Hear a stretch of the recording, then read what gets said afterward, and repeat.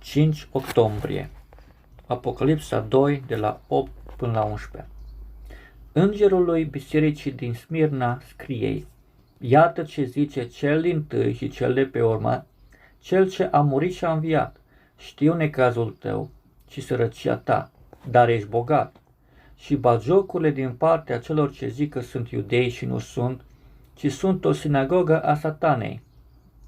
Nu te teme nici de cum de ce ai să suferi.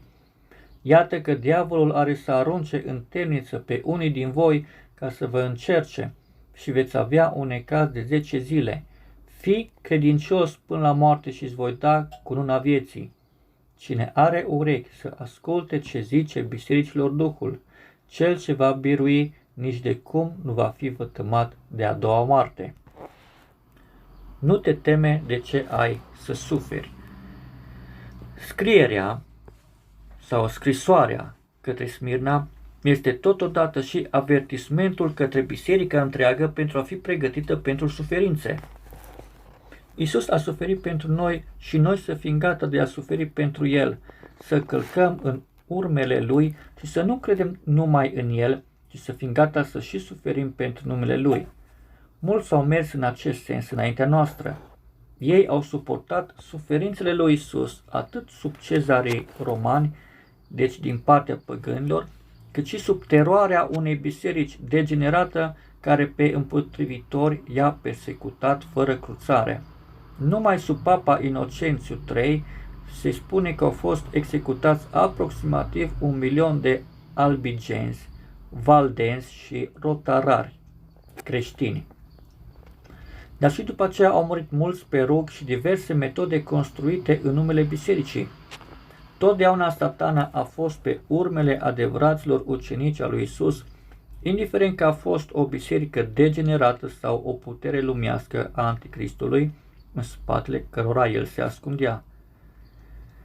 Câți nu au suferit sub bolșevismul anticreștin, câți nu au murit în temnițele lor. Am citit odată zguduitoarea carte a lui Palac, Poporul a plâns toată noaptea.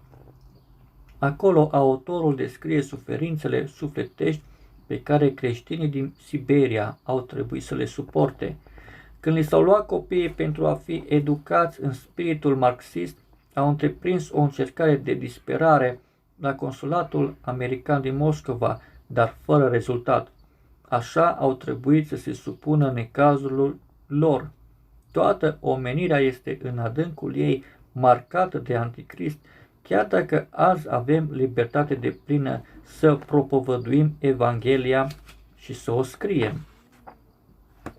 Noi observăm tot mai deslușit cum puterile anticristului se manifestă. Cât va dura încă? Deseori mă întreb până când voi mai avea prilej de a scoate Maranata. Dar biserica din Smirna ne este pusă drept semn că nu este destul să mărturisim numele lui Isus, ci să fim gata și pentru suferințe.